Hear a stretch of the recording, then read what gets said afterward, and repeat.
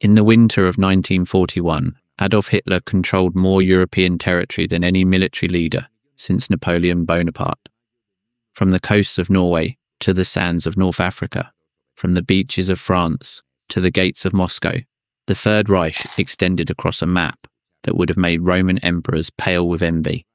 More than 300 million people lived under the shadow of the swastika. The German army seemed invincible. The Luftwaffe dominated the skies. The U-boats strangled the Atlantic trade routes. And yet, just 4 years later, that same empire lay in absolute ruins. Its cities reduced to rubble, its leader dead in an underground bunker, and its people subjected to the greatest military humiliation in modern history. How was it possible? How did the most powerful man in Europe go from controlling an entire continent to losing everything in less than a lustrum? The answer lies not just in the battles, nor just in the tactical errors, nor just in the numerical superiority of the Allies. The answer is something much deeper, much more complex, much more fascinating. A geopolitical trap. A trap that Hitler, in his megalomania, his paranoia, his absolute disdain for reality, set for himself. And that trap is exactly what we are going to unravel today. Before we start, our goal is to reach 1 million subscribers.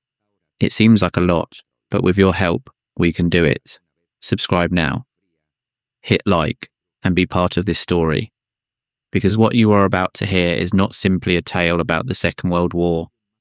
It is the story of how the geopolitical decisions of a single man, made in closed offices, over maps marked with red arrows, sealed the fate of tens of millions of human beings. It is the story of how geography, economics, diplomacy, and ideology intertwined to create a self-destruction machine that not even the most powerful army of its time could stop. But to understand the trap, we first have to understand the man who fell into it. And to understand the man, we have to go back long before 1939, long before the invasion of Poland, long before the extermination camps and massive bombings. We have to go to the beginning. On April 20th, 1889, in the small border town of Braunau am Inn, in Imperial Austria, Adolf Hitler was born. His father, Alois Hitler, was an authoritarian and violent customs official, a man who had changed his surname from Schicklgruber to Hitler, and who governed his home with the same rigidity with which he managed his border post. His mother, Clara Polzel, was a devout, submissive and deeply caring woman, 23 years younger than her husband. Adolf was the fourth of 6 children, but only he and his younger sister Paula survived into adulthood. The other 3 died in infancy, a tragedy that deeply marked Clara and led her to pour all her maternal anxiety onto young Adolf. What does Hitler's childhood have to do with the geopolitics that destroyed the Third Reich? Everything. Absolutely everything. Because it was in those early years that the personality traits were forged that decades later would lead him to make the most catastrophic decisions in modern military history. The inability to accept defeat, the contempt for the advice of his generals, the obsession with absolute control, and a worldview so rigid, so ideological, that it prevented him from seeing geopolitical reality as it was. Young Adolf grew up in an environment of constant domestic tension. Alois wanted his son to follow in his footsteps in public service. Adolf dreamed of being an artist. This conflict between father and son became a battle of wills that defined Hitler's early years. When Alois died in January 1903, Adolf was just 13. His father's death did not bring him the liberation he expected, but a sense of disorientation.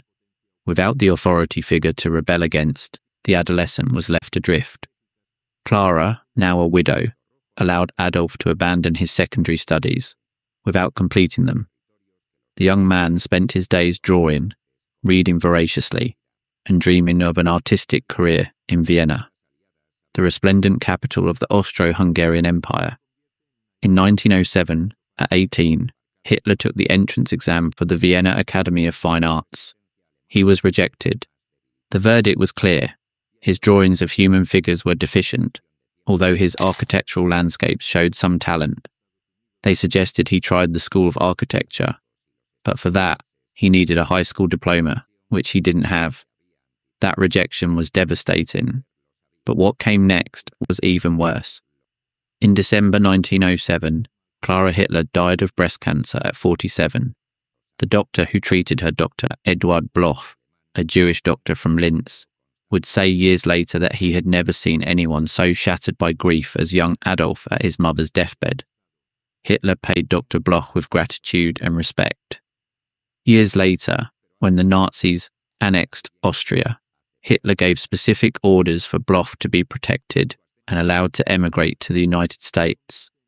A detail that reveals the contradictory complexity of a man who, while protecting a Jewish doctor for personal reasons, would orchestrate the systematic murder of 6 million Jews for ideological reasons. An orphan at 18, rejected by the Academy, without a diploma or a trade, Hitler sank into the Viennese underworld. Between 1908 and 1913, he lived in cheap boarding houses, homeless shelters, and refugees. He survived by selling hand-painted postcards and small paintings of Viennese buildings. It was during these years of misery that his worldview began to crystallize. Vienna, at that time, was a hotbed of ethnic nationalism, populist anti-Semitism, and pseudo-scientific racial theories. The mayor of Vienna, Karl Lueger, led an openly anti-Semitic party that used hatred of Jews as a political mobilization tool. Pamphlets by the pan-German politician Georg von Schönerer circulated in the streets, proclaiming Germanic racial superiority and the need to expel Jews from public life. Hitler absorbed these ideas like a sponge. In his mind, everything began to fit into a simple but powerful scheme. Germany was great, the Jews were the enemy, and the Aryan race was destined to dominate Europe. This worldview, forged in the miserable streets of Vienna, would become the ideological engine of all his future geopolitical decisions. And it was precisely this ideological rigidity, this inability to separate politics from racial fantasy, that would lead him into the trap from which he could never escape. But what was this trap exactly? How was it built? And why was Hitler, despite having some of the most brilliant generals of his generation, unable to see it? To answer these questions, we need to jump forward in time. We need to go to 1914, to the outbreak of the First World War, an event that transformed Hitler from an aimless vagrant into a soldier with a purpose, and that planted the seeds of the conflict that, 25 years later, would tear the world apart. Hitler didn't just lose a war, he fell into a trap that he himself helped create. Do you think he was defeated by his enemies, or by his own strategic mistakes? Leave your opinion in the comments. When Archduke Franz Ferdinand of Austria was assassinated in Sarajevo on June 28, 1914, a chain reaction of military alliances dragged all of Europe into war. The Austro-Hungarian Empire declared war on Serbia. Russia mobilized its troops in defense of Serbia. Germany declared war on Russia and France. Great Britain entered the conflict when Germany invaded neutral Belgium. In a matter of weeks, millions of men were marching to the trenches. Hitler, who had fled Austria in 1913 to avoid military service in the Austro-Hungarian army, which he despised for its multi-ethnic character, enthusiastically volunteered for the Bavarian German army. He was assigned to the 16th Bavarian Reserve Infantry Regiment, known as the List Regiment. For 4 years, he served as a trench runner, a dangerous task that required running between the lines, under enemy fire to deliver orders. He was wounded twice. He received the Iron Cross Second Class in 1914, and exceptionally for a corporal, the Iron Cross First Class in 1918, a decoration usually reserved for officers. The war transformed Hitler. It gave him what he had never had: camaraderie, purpose, structure, and a cause to fight for. While millions of soldiers suffered in the trenches and longed to return home, Hitler found something akin to a home at the front. According to the testimonies of his comrades, he was a brave but strange, solitary soldier who received no letters or packages from home, who did not speak of women or family, and who gave long speeches on politics to anyone who would listen, which few did. But it was the end of the war that truly determined Hitler's future, and by extension, the future of the world. In October 1918, Hitler was hit by a mustard gas attack near the Belgian village of Vervik. He was temporarily blinded and evacuated to a military hospital in Pasewalk, Pomerania. It was there, prostrate in a bed, his eyes bandaged, that he received the news that, as he himself wrote in Mein Kampf, changed his life forever. Germany had surrendered. The Kaiser Wilhelm II had abdicated. The war was over. Germany had lost. From that moment, Hitler would write years later, "I decided to go into politics." Germany's surrender in November 1918 created a collective trauma that is impossible to exaggerate. Germany had not been invaded. Its troops still occupied enemy territory. For millions of Germans, the defeat was incomprehensible. How could Germany have lost a war it seemed to be winning? The answer, according to nationalists and militarists, was simple: treason. According to this narrative, known as the stab in the back legend or Dolchstoßlegende, the German army had not been defeated on the battlefield, but betrayed by internal enemies, socialist politicians, communists, pacifists, and above all, the Jews. This legend was false. Germany had lost the war because its resources were exhausted, because the British naval blockade had strangled its economy, because the entry of the United States into the conflict had irremediably tipped the balance of power, and because its last great offensive, the Spring Offensive of 1918, had failed after exhausting its last reserves. But the truth mattered little. What mattered was the narrative, and the narrative of the stab in the back became the emotional fuel that would power the rise of Nazism over the next 15 years. And here the first layer of the geopolitical trap begins to form, because it was precisely this narrative of betrayal, this inability to accept the real causes of the 1918 defeat, that would lead Hitler to repeat the same strategic mistakes that had destroyed the Second Reich, but on an infinitely greater scale. The Treaty of Versailles, signed on June 28, 1919, exactly 5 years after the assassination of Franz Ferdinand, imposed conditions on Germany that most Germans considered humiliating. Germany lost 13% of its territory and 10% of its population. Alsace and Lorraine were returned to France. The Saar Basin was placed under the administration of the League of Nations. The Polish corridor separated East Prussia from the rest of Germany. Danzig became a free city. The German colonies in Africa and the Pacific were divided among the victors. The German army was limited to 100,000 men, with no military aviation, no submarines, no tanks, no heavy artillery. And perhaps most galling, Article 231 of the treaty, the so-called War Guilt Clause, forced Germany to accept full responsibility for causing the conflict, and to pay war reparations that were eventually set at 132 billion gold marks, an astronomical figure equivalent to approximately 442 billion of today's dollars. Marshal Ferdinand Foch, Supreme Commander of the Allied forces, observed the treaty with skepticism. "This is not a peace," he said. "It is an armistice for 20 years. His prediction proved prophetic with chilling accuracy. The Second World War broke out exactly 20 years and 65 days after the signing of the Treaty of Versailles. But why was Versailles so important to the geopolitical trap that destroyed Hitler? Because Versailles created the conditions for a demagogue like Hitler to come to power. Yes, but also because the treaty contained a fatal contradiction that Hitler never understood. The treaty was harsh enough to humiliate Germany and fuel resentment, but not harsh enough to permanently destroy its industrial capacity and military potential.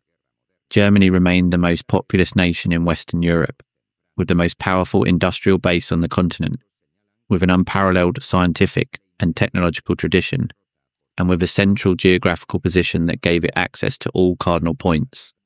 In other words, Versailles punished Germany enough to infuriate it, but not enough to incapacitate it. It was, as the economist John Maynard Keynes said in his celebrated book, The Economic Consequences of the Peace, published in 1919, a treaty designed to destroy Germany's economy without destroying its will to resist. This was the first geopolitical mistake of the post-war period, and it was made by the Allies, not by Hitler. But Hitler would turn that mistake into the foundation of his own trap. In the years following Versailles, the Weimar Republic, the fragile democratic experiment that replaced the German Empire, staggered from crisis to crisis. Hyperinflation in 1923, when $1 was worth 4.2 trillion German marks. Coup attempts from both the far right and the far left, political assassinations, massive unemployment, chronic parliamentary instability, with governments that lasted months before collapsing. It was in this chaos that Hitler found his opportunity. In September 1919, just a year after the end of the war, the German army sent him as an informant to observe the meetings of a tiny political party in Munich, the German Workers' Party, or DAP, founded by Anton Drexler. Hitler attended a meeting in a beer hall and, according to his own account, was so impressed by some of the ideas and so frustrated by the group's disorganization that he decided to join. He received membership card number 555, although the party had started numbering at 500 to appear larger than it was. In reality, Hitler was approximately member number 55. But what Hitler brought to the party was something none of its founders had: a devastating oratorical ability. Hitler discovered he could speak to crowds and electrify them. His voice, which in private conversation was rather dull and monotonous, transformed before an audience into an instrument of extraordinary emotional power. He would begin in a low, almost hesitant tone, and then gradually build in intensity, in volume, in drama, until he reached an almost hypnotic frenzy that swept his listeners along. They were not logical or reasoned speeches. They were torrents of emotion, of rage, of promises, of accusations, of victimhood, and of grandiose visions. And they worked. In February 1920, the party changed its name to the National Sozialistische Deutsche Arbeiterpartei, the National Socialist German Workers' Party, whose acronym NSDAP would soon be colloquially shortened to Nazi. Hitler personally designed the party's flag, a red background to attract the working class, a white circle, symbol of racial purity, and a black swastika in the centre, an ancient symbol that the Nazis perverted into the most hated emblem of the 20th century. By 1921, Hitler had taken absolute control of the party, demanding and obtaining the title of Führer, undisputed leader with dictatorial powers within the organisation. He created the SA, the Sturmabteilung, or Stormtroopers, a paramilitary militia of beer hall thugs who protected Nazi rallies and attacked opponents. Surrounded by fanatical followers like Rudolf Hess, Hermann Göring, Ernst Röhm, and Alfred Rosenberg, Hitler turned the Nazi Party from a marginal splinter group into a political force that, though still a minority, already generated fear and attention. And then he made his first great political mistake. On November 8th, 1923, inspired by Mussolini's march on Rome a year earlier, Hitler attempted his own coup d'etat. In a Munich beer hall, the Bürgerbrau Keller, Hitler burst in armed with a pistol, fired at the ceiling, and proclaimed that the national revolution had begun. The next day, a column of approximately 2,000 Nazis marched toward the centre of Munich. The Bavarian police stopped them at the Feldherrnhalle with a volley of shots. 16 Nazis and 4 policemen died. Hitler fled, was arrested 2 days later, and was tried for high treason. The beer hall putsch was a total failure in military terms, but in propagandistic terms, it was a triumph. The trial became a platform from which Hitler expounded his ideas to all of Germany. The judge, a nationalist sympathiser, allowed him to make long speeches in his own defence. Hitler was sentenced to 5 years in prison, but served only 9 months in the comfortable fortress of Landsberg, where he received visits, gifts, and correspondence as if he were a national hero rather than a convicted criminal. It was there that he dictated to Rudolf Hess the first chapters of his book, Mein Kampf, My Struggle, a work half autobiography, half ideological manifesto that, despite its clumsy and repetitive prose, would become the Bible of the Nazi movement. And what did Mein Kampf say about geopolitics? This is where the story becomes truly crucial to understanding the trap. In the pages of Mein Kampf, Hitler laid out with surprising clarity the geopolitical principles that would guide his foreign policy. Two concepts dominated his thinking: Lebensraum and the war on two fronts. Lebensraum, living space, was the idea that the German people needed more territory to grow and prosper. Hitler believed Germany was overpopulated and that its survival as a world power depended on conquering new lands in Eastern Europe, specifically in Russia and Ukraine, whose fertile wheat fields and vast natural resources would feed the Germanic Empire for 1,000 years. This idea was not original to Hitler. He had taken it from the geographer Friedrich Ratzel and the geopolitician Karl Haushofer, who had developed it from theories of the Swedish geographer Rudolf Kjellén. But Hitler took it to the extreme by combining it with his racial ideology. The eastern lands would be conquered, their Slavic populations enslaved or exterminated, and German colonists would repopulate them. It was, in essence, a plan of European colonialism applied to the continent itself. The second key concept was Hitler's obsession with avoiding a two-front war. Hitler had studied the First World War and had concluded that Germany had lost because it had been forced to fight simultaneously against France and Great Britain in the West and Russia in the East. His strategy, as outlined in Mein Kampf, was simple in theory. First neutralize France, either through diplomacy or swift conquest, and then turn east to conquer Lebensraum in Russia. Under no circumstances should Germany repeat the mistake of 1914 and fight on two fronts at the same time. An uncomfortable question. If Hitler had made different decisions on the geopolitical chessboard, could he have won the war, or was his fate sealed from the beginning?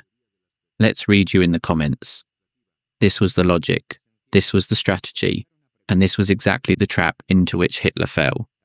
But let's not get ahead of ourselves, because between Mein Kampf and the Second World War, there is a decade of brilliant and ruthless political manoeuvring that transformed Hitler from a marginal convict into the absolute leader of Germany. And in every step of that ascent, we can see the seeds of the geopolitical catastrophe to come. When Hitler was released from prison in December 1924, the political landscape had changed. Hyperinflation had been controlled thanks to the Dawes Plan, which restructured war reparations and provided American loans to Germany. The economy was stabilizing. Political extremism, both right and left, was losing its appeal. The Nazi Party, which had won nearly 2 million votes in the May 1924 elections, while Hitler was in prison, plummeted to less than 1 million in December of the same year.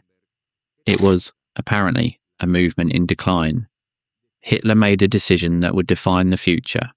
He abandoned the coup d'etat strategy and opted to conquer power through the democratic system. If we cannot overthrow the Republic by force, he told his followers, we will have to hold our noses and enter the Reichstag. If democracy can be destroyed by votes, so be it.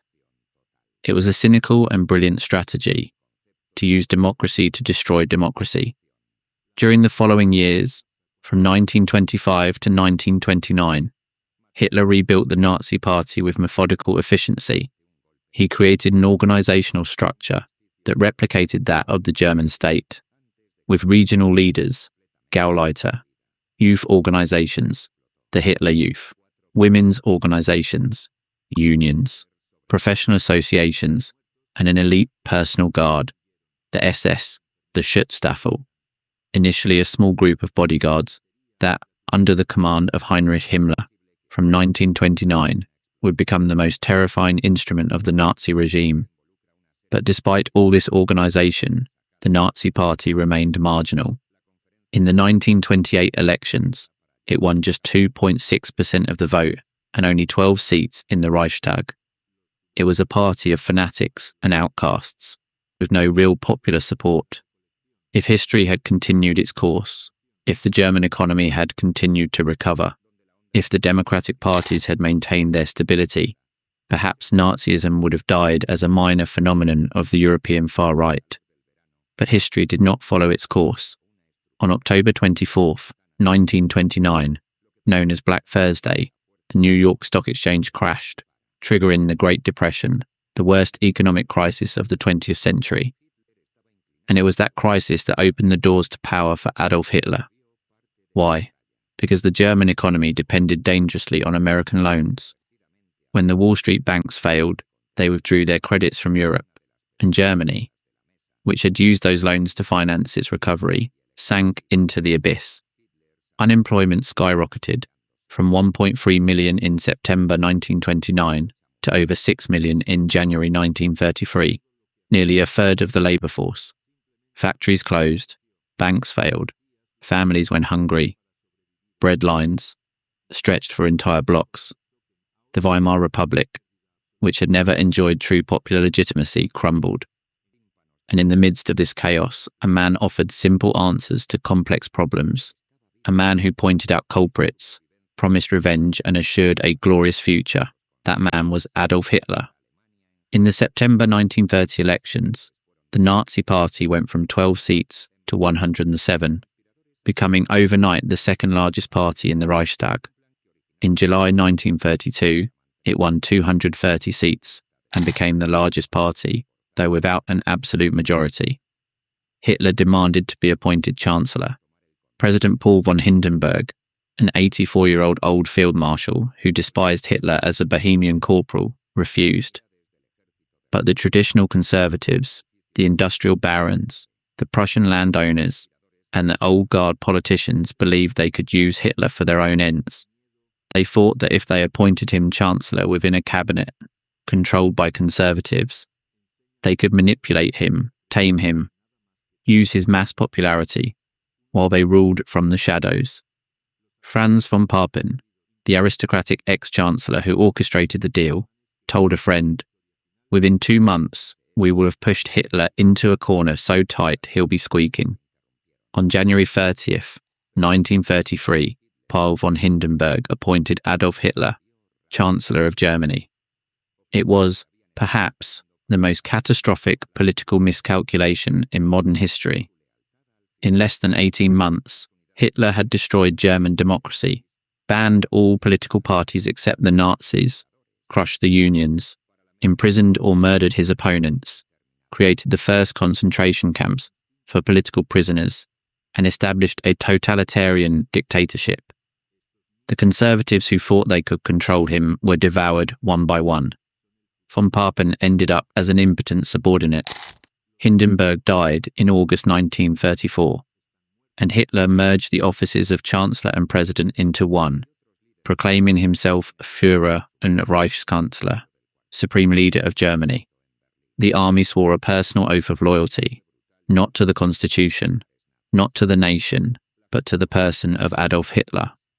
The trap was beginning to close, though no one knew it yet. But what trap? Where was the trap in 1933, when Hitler seemed to be at the pinnacle of success? The trap lay in the very nature of the regime Hitler had built, because the Third Reich, despite its appearances of strength and order, contained internal contradictions that, in the long run, made it unsustainable. And the most important of all was this: the Nazi economy only worked through war, and the war could only be won if the very scenario that Nazi ideology made inevitable was avoided. Let's explain this in more detail, because here lies the heart of the geopolitical trap. When Hitler came to power in 1933, Germany had 6 million unemployed and an economy on the brink of collapse. Hitler needed quick economic results to consolidate his power and demonstrate that Nazism worked where democracy had failed. His solution was massive rearmament. Starting in 1934, Germany began to rebuild its armed forces, in direct violation of the Treaty of Versailles. Factories that had been closed began producing tanks, airplanes, submarines, cannons, and munitions. Highways were built, the famous Autobahnen, not only as a symbol of modernity, but as military infrastructure for the rapid deployment of troops. Unemployment fell sharply. By 1936, Germany had practically reached full employment. For millions of Germans, this seemed like a miracle. The man who had promised to restore Germany's greatness was keeping his word. Workers had jobs, factories were running, the highways were expanding, the stadiums were full. The 1936 Berlin Olympics showed the world a radiant, modern, and powerful Germany. Behind the facade, however, the reality was much more sinister. The Nazi economic miracle was an illusion financed by debt. The government spent much more than it took in, accumulating a deficit that could only be sustained in the short term. The economist Hjalmar Schacht, president of the Reichsbank and Minister of Economics, had designed an ingenious system of fictitious bills of exchange, the so-called MEFO bills, which allowed the government to finance rearmament without the debt appearing on the official books. But Schacht knew this system had an expiration date. If Germany did not find an external source of wealth before the bills came due, the economy would collapse. What do you think of the content? Do you like this type of video? Then comment with the phrase, "I want more stories." This will encourage us to bring more historical topics and also help with video engagement, okay? Also, don't forget to subscribe to the channel, activate the bell, and leave your like, so YouTube will keep recommending our videos to you. In other words, Hitler had built an economy that depended on rearmament, and rearmament only made sense if it led to war, and the war only made sense if Germany won it quickly, because the resources for a prolonged war simply did not exist. The Nazi economy was, in essence, a pyramid scheme that needed conquest to survive. Each new conquest provided the resources to finance the next, but if the chain broke, the whole edifice would collapse. This was the first component of the trap, the economic dependence on war. The second component was geographical. Germany was in the centre of Europe, surrounded by potential enemies on all sides. France to the west, Poland to the east, Czechoslovakia to the southeast, the Soviet Union beyond Poland, Great Britain on the other side of the English Channel. Any war of conquest in one direction automatically exposed Germany to an attack from the opposite direction. It was the strategic nightmare that the Germans called Mittellage, the central position, which had tormented German military planners since the unification of 1871. Hitler knew this problem. He had studied it. He had discussed it in Mein Kampf. His solution was to neutralize enemies one by one, never all at once. First France, then Russia. But here was the contradiction. Nazi ideology made the diplomacy necessary for this strategy impossible. How could Hitler reach lasting agreements with Western democracies when his regime was based on the violation of human rights, racial persecution, and territorial expansion? How could he gain the trust of Great Britain and France when every year he violated another clause of the Treaty of Versailles? How could he avoid a coalition of enemies when his own conduct generated exactly that, a coalition of enemies? The third component of the trap was ideological. Hitler's racial vision compelled him to attack the Soviet Union, which he considered a state controlled by Jews and inhabited by subhuman Slavs, whose lands were to be colonized by Germans. But the Soviet Union was the largest country in the world, with a population of 170 million people, virtually limitless natural resources, and an industrial capacity that, though disorganized and inefficient, was colossal.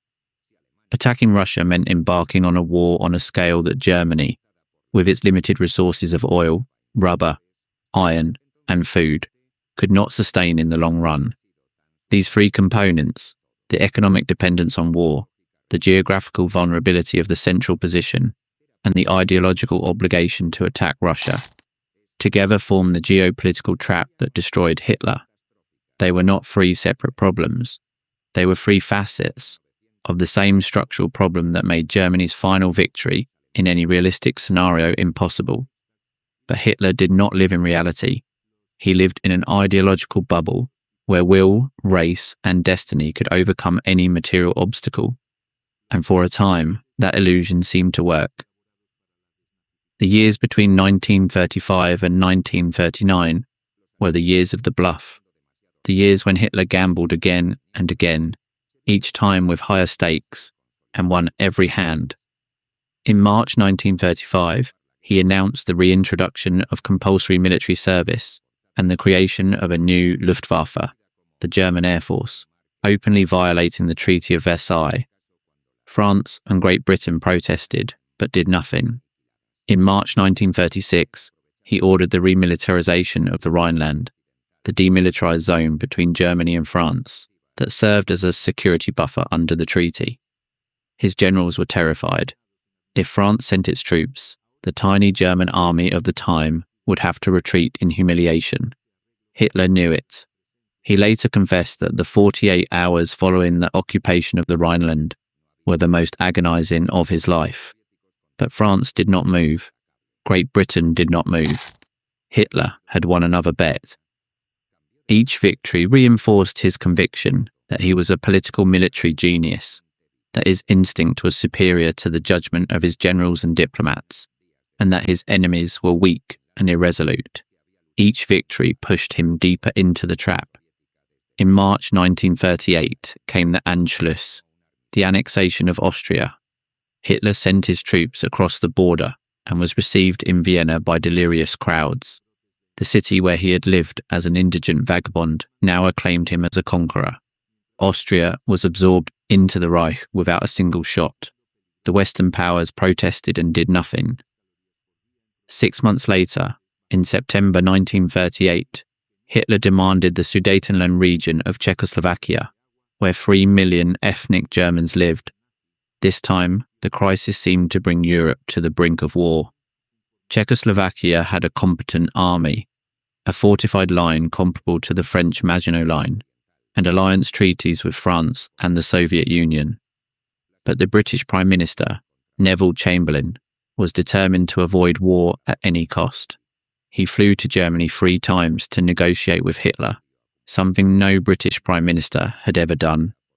The result was the Munich Conference, held on September 29th and 30th, 1938, in which Great Britain, France, Italy, and Germany agreed to cede the Sudetenland to Hitler in exchange for his promise to make no more territorial demands in Europe.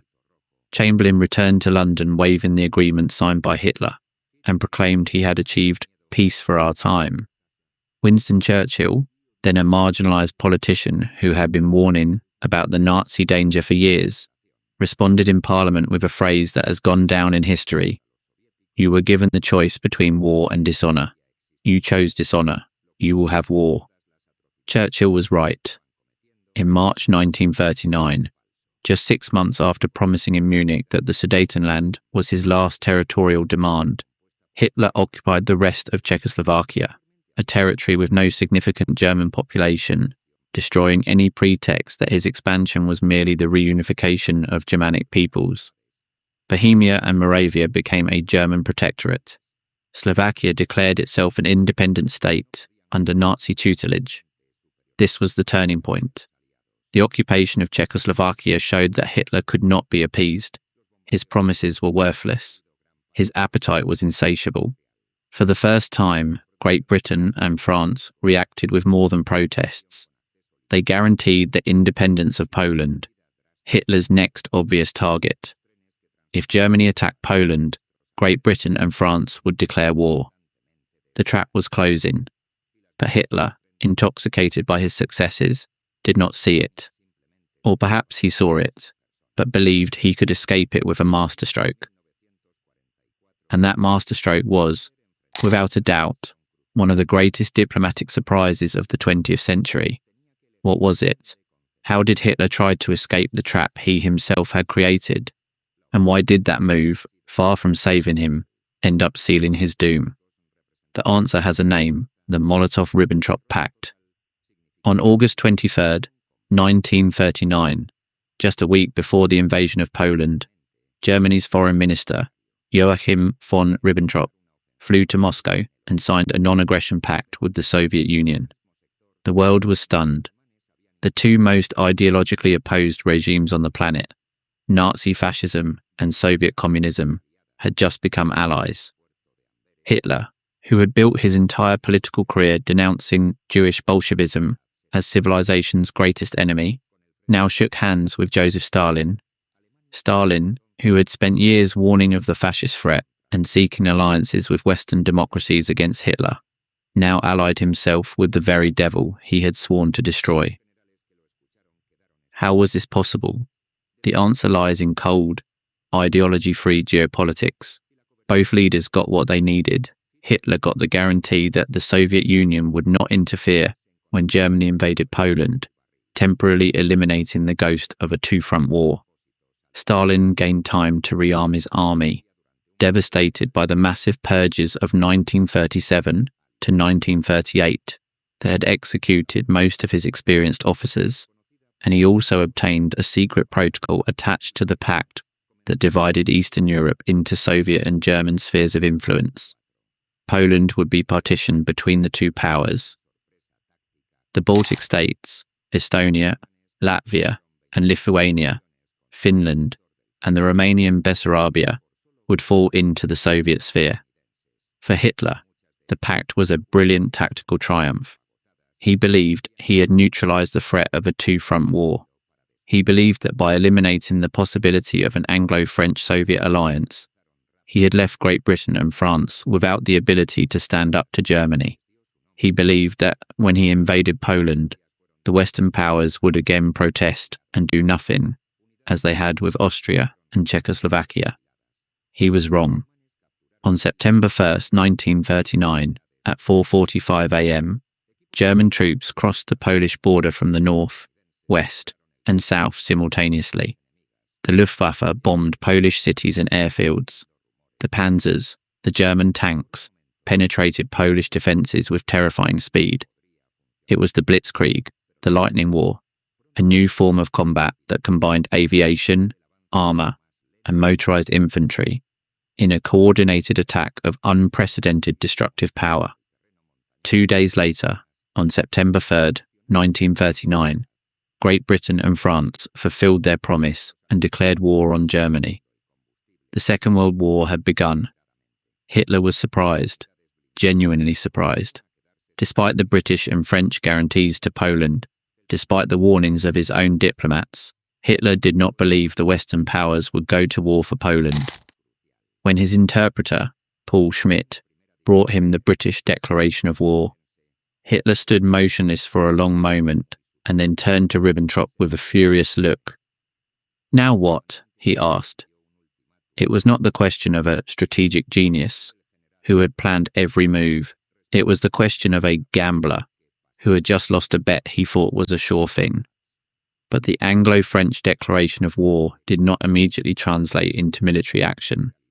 While the German armies crushed Poland in just 5 weeks, the French limited themselves to a timid incursion into the Saar, which was quickly abandoned, and the British began sending troops to the continent but did not attack. This period, known as the Drôle de guerre, or phony war in French, and Sitzkrieg, or sitting war in German, lasted from September 1939 to May 1940. During those months, the Western front lines remained practically static, and Hitler had time to plan his next move. On September 17th, 1939, in accordance with the secret protocol of the Molotov-Ribbentrop Pact, the Soviet Union invaded Poland from the east. The Polish army, already destroyed by the German onslaught, could not resist. Poland was divided between Germany and the USSR. The Polish government fled into exile. The country ceased to exist as an independent state. The fate of Poland was appalling. Under German occupation, the civilian population was subjected to a reign of terror that surpassed anything seen in Europe since the Middle Ages. The Nazis considered the Poles an inferior people destined for servitude. The Polish elites, intellectuals, priests, professors, military officers, politicians, were systematically murdered in an operation called AB Action. Polish Jews, who constituted the largest Jewish community in Europe, with more than 3 million people, were herded into ghettos. subjected to forced labor, starvation, and disease, and eventually deported to extermination camps. But Hitler's attention was already elsewhere. While his generals consolidated the conquest of Poland, he was planning the next step of his strategy, the conquest of the West. The original German plan to attack France, known as Plan Yellow, Fall Gelb, was basically a repeat of the 1914 Schlieffen Plan, a massive advance through Belgium to envelop the French army from the north. It was a competent but predictable plan, and the Allied generals were expecting it. It was an accident and a military genius that changed everything. In January 1940, a German plane carrying documents of Plan Yellow crashed in Belgian territory. The documents fell into Allied hands. Hitler, furious, demanded a completely new plan, and it was then that a relatively unknown general, Erich von Manstein, proposed a radical alternative that would change the history of the war. Manstein's plan, known as Sichelschnitt, or sickle cut, proposed something the Allies considered impossible, sending the main German armoured force through the Ardennes, a mountainous and forested region in southeastern Belgium and Luxembourg that the French believed was impassable for tanks. If the panzers could cross the Ardennes and the Meuse River near Sedan, they would reach the heart of France before the Allied armies could react. Meanwhile, a secondary attack through Belgium and the Netherlands would draw the best Allied troops northward, away from the real breakthrough point. If it worked, the Allied armies would be cut off, surrounded, and destroyed. It was a high-risk plan. If the Allies detected the armoured column snaking through the narrow Ardennes roads, a massive airstrike could destroy it. But Hitler, with his gambler's instinct, recognised the brilliance of the idea and approved it. On May 10, 1940, the trap was sprung, but this time it was a German trap. The plan worked to perfection. German paratroopers landed in Belgium and the Netherlands, capturing key bridges and fortresses. The best French divisions and the British Expeditionary Force moved north, exactly as Manstein had predicted, and meanwhile 7 panzer divisions, more than 41,000 vehicles in a column that stretched 250 kilometres, crossed the Ardennes with virtually no opposition. On May 13th, the German tanks of General Heinz Guderian crossed the Meuse at Sedan. The French line crumbled. In a week, the panzers had reached the English Channel, cutting the Allied armies in two. More than 400,000 British, French, and Belgian soldiers were trapped in a shrinking pocket around the port of Dunkirk. What happened at Dunkirk between May 26th and June 4th, 1940, was an event that has generated more debate among military historians than almost any other episode of the war.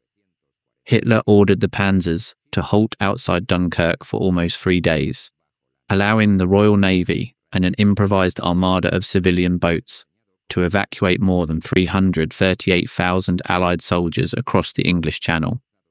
Why did Hitler stop the tanks? The explanations are multiple and disputed. Goering promised him that the Luftwaffe could destroy the trapped troops from the air. The generals feared that the tanks, already worn out by 2 weeks of continuous advance, would suffer unnecessary losses in the marshy terrain of Flanders. Hitler may have wanted to offer a gesture to Great Britain, letting it keep its army as an incentive to negotiate peace. Whatever the reason, the order to halt the panzers was one of the decisive mistakes of the war. The 338,000 soldiers evacuated from Dunkirk would form the core of the army that 4 years later would return to Europe on D-Day. But in June 1940, no one was thinking about D-Day. France was collapsing. On June 14th, German troops entered Paris without resistance. On June 22nd, France signed the armistice in the same railway car, in the same forest of Compiègne, where Germany had signed its surrender in 1918. Hitler personally ensured that the humiliation was complete, forcing the French to sign in the same place, in the same car, on symbolic knees, before the same nation they had humiliated 22 years earlier. When the armistice was signed, Hitler, according to witnesses, performed a small jump of joy, a childish gesture that cameras captured and that Allied propaganda would use for years. France was divided in two, the north and the Atlantic coast under German military occupation, and the south under a collaborationist French government with its capital in Vichy, led by the elderly Marshal Philippe Pétain, hero of the First World War turned Nazi puppet. The victory over France was, perhaps, the most dangerous moment of the war, not because Germany was on the brink of defeat, but because it was at the pinnacle of victory. Hitler had achieved what no German leader had accomplished since Charlemagne, the military domination of Western Europe. But that victory contained within it the seed of destruction, because Hitler now faced a dilemma that had no possible solution. Great Britain refused to surrender. Winston Churchill, who had replaced Chamberlain as Prime Minister on May 10, 1940, the same day the invasion of France began, made it clear from the beginning that there would be no negotiation, no armistice, no surrender.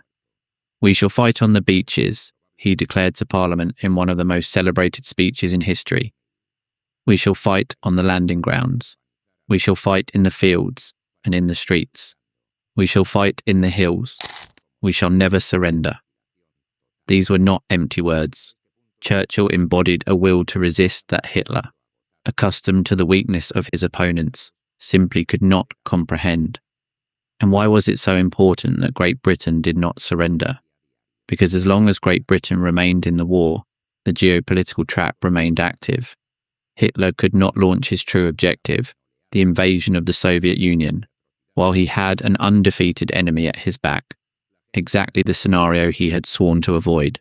Exactly the two-front war he had identified in Mein Kampf as the fatal error of 1914. Hitler tried to solve the problem of Great Britain by force. Between July and October 1940, the Luftwaffe launched a massive air campaign against the British Isles, the Battle of Britain. First, it attacked the airfields and aircraft factories of the Royal Air Force, trying to destroy Britain's air defence as a preliminary step to an amphibious invasion. Operation Sea Lion. The British pilots, outnumbered but equipped with the revolutionary radar system and the indomitable Spitfire fighter, resisted with ferocious tenacity. Churchill immortalised their sacrifice with another legendary phrase: "Never in the field of human conflict was so much owed by so many to so few." When the strategy of destroying the RAF failed, Hitler changed tactics and ordered the massive bombing of British cities, the Blitz, London, Coventry, Birmingham, Liverpool, Bristol, Southampton. Night after night, waves of German bombers unloaded tons of explosives and incendiaries on the civilian population. More than 43,000 British civilians died during the Blitz. Entire neighbourhoods were reduced to rubble. Coventry Cathedral was destroyed. London's East End burned for nights on end. But the terror did not work. Far from breaking British morale, the Blitz hardened it. The British took refuge in the tube stations, slept on the platforms, and at dawn emerged from their shelters to put out fires, rescue survivors, and carry on with their lives. The Battle of Britain was Hitler's first defeat, and it was a decisive defeat, not because German losses were catastrophic, but because it showed that the Nazi war machine had limits. Hitler quietly abandoned Operation Sea Lion in September 1940. Great Britain remained undefeated, and Hitler, instead of recognising that the war had become complicated in a way his original strategy had not contemplated, made the decision that would seal his destiny. He decided to invade the Soviet Union anyway, with Great Britain undefeated at his back. Why? Why did Hitler commit the exact error he himself had identified as fatal? Why did he violate his own most fundamental strategic rule? The reasons are multiple, and each of them reveals a different layer of the trap. First reason, the economy. Germany desperately needed resources it did not have. Oil, above all. The German war machine ran on oil, and Germany produced less than 5% of the oil it consumed. It depended on synthetic oil made from coal, an expensive and inefficient process, and on imports from Romania, whose supply was vulnerable to Soviet pressure. The oil fields of the Soviet Caucasus, around Baku, produced more than 70% of the USSR's oil. If Germany conquered them, it would solve its energy problem in one fell swoop, and at the same time deprive the Soviet Union of its main source of fuel. Second reason, ideology. For Hitler, the war against the Soviet Union was not just another war. It was the war that justified everything else. The conquest of Lebensraum in the East was the ultimate goal of Nazism. The reason for the Third Reich's being the manifest destiny of the Aryan race. Everything else, the conquest of France, the Battle of Britain, the alliances with Italy and Japan, were intermediate steps on the road to the East. In Hitler's mind, delaying the invasion of Russia was betraying the very purpose of the Nazi movement. Third reason, racial contempt. Hitler was convinced that the Soviet Union was a colossus with feet of clay that would crumble at the first blow. He considered the Slavs an inferior race, incapable of resisting the Germanic push. Stalin's purges of 1937 to 1938, which had eliminated 3 out of 5 Soviet marshals, 8 out of 10 generals, and tens of thousands of experienced officers, seemed to confirm this perception. The disastrous performance of the Red Army in the Winter War against Finland in 1939 to 1940, where tiny Finland inflicted humiliating losses on Soviet forces, further reinforced Hitler's disdain. "We only have to kick in the door," he told his generals, "and the whole rotten structure will come crashing down." Fourth reason, and perhaps the most revealing, Hitler believed that by defeating the Soviet Union, he would force Great Britain to surrender. His reasoning was as follows. Great Britain was only still fighting because it hoped that, sooner or later, the Soviet Union and the United States would enter the war on the British side. If Germany eliminated the USSR, Great Britain would lose its last hope and be forced to accept peace. It was a tortuous but not entirely absurd logic, except for one crucial detail. It assumed that the Soviet Union could be defeated quickly, and that assumption was fatally wrong. On December 18th, 1940, Hitler signed Directive Number 21, codename Operation Barbarossa. It was the order for the invasion of the Soviet Union, the largest military operation in the history of humanity. But before Barbarossa could be launched, something happened that altered the calendar and that many historians consider one of the factors that contributed to the final failure, the intervention in the Balkans. In October 1940, Benito Mussolini, the Italian dictator and Hitler's ally, decided to invade Greece from Albania without first consulting Hitler. It was a disaster. The Greek army, inferior in number and equipment, repulsed the Italians and pushed them back into Albania. Hitler, furious at his allies' incompetence, but concerned about the possibility of the British establishing air bases in Greece, from which they could bomb the Romanian oil fields, was forced to intervene. In April 1941, the Wehrmacht invaded Yugoslavia and Greece, in a lightning campaign that lasted just 3 weeks. Yugoslavia was dismembered and occupied. Greece was conquered. Crete was taken in a spectacular airborne operation. But the Balkan campaign had a cost that was not measured in casualties. It was measured in time. The invasion of the Soviet Union, originally scheduled for May 15th, 1941, was postponed until June 22nd. 5 weeks of delay. 5 weeks that, when the Russian winter fell upon the German troops, would prove to be the difference between reaching Moscow and being stopped at its gates. But was it really those 5 weeks that decided the fate of the war? Or was the invasion of the Soviet Union doomed to fail regardless of when it began? This is one of the great counterfactual questions of military history. And to answer it, we need to examine what really happened when Operation Barbarossa was launched. On June 22, 1941, at 3:15 a.m., more than 3 million German soldiers, organised into 3 army groups, crossed the Soviet border along a front of nearly 3,000 kilometres. From the Baltic Sea to the Black Sea, it was the largest invasion in history. It involved 3,600 tanks, 2,700 aircraft, 7,000 artillery pieces, and 600,000 motorized vehicles. They were accompanied by contingents from Romania, Finland, Hungary, Italy, and Slovakia. Stalin, despite numerous warnings from his own intelligence services, from German deserters, and even from the British, who had deciphered German communications thanks to Enigma, refused to believe that Hitler would attack. When the first reports of the invasion arrived, Stalin went into a state of shock and retreated to his dacha for several days, practically incapacitated. The Soviet chain of command, already weakened by the purges, was paralyzed at the most critical moments. The initial result was catastrophic for the Soviet Union. In the first hours, the Luftwaffe destroyed more than 1,800 Soviet aircraft on the ground, most without having taken off. Entire divisions of the Red Army were surrounded and annihilated. In the Battle of Bialystok-Minsk, in the first 2 weeks, the Germans captured more than 300,000 Soviet prisoners. In the Battle of Smolensk, in July to August, another 300,000. In the colossal Battle of Kiev, in September, the largest encirclement in military history, more than 600,000 Soviet soldiers were captured in a single operation.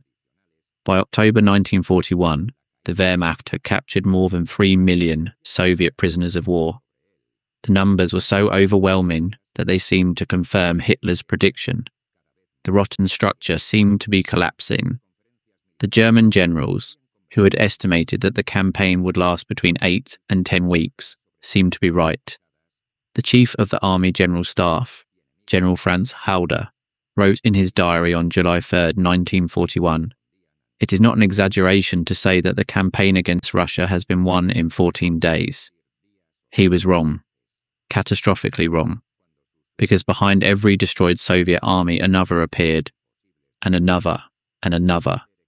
The Soviet Union's ability to mobilize human reserves was something the German planners had criminally underestimated. Before the war, German intelligence estimated that the Red Army had about 200 divisions. By August 1941, the Germans had destroyed those 200 divisions and discovered with horror that the Soviets had mobilized 360 new divisions. Halder wrote, now in a much less optimistic tone, "We destroyed 12 divisions and the Russians put another 12 in their place. Naturally, they don't have the same quality, but they are there." And it wasn't just the infantry. The Soviet Union carried out during the summer and autumn of 1941 one of the most extraordinary industrial achievements in history, the massive evacuation of its factories to the east. More than 1,500 factories were dismantled piece by piece, loaded onto trains, and moved to the Urals, to Siberia, to Central Asia, out of the Luftwaffe's reach.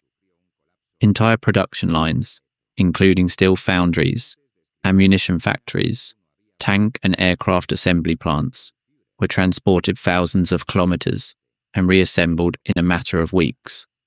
Workers who had fled from Ukraine and Belarus slept in tents at sub-zero temperatures, while they assembled the machines that would produce the T-34 tanks and Ilyushin aircraft that would eventually crush the Wehrmacht.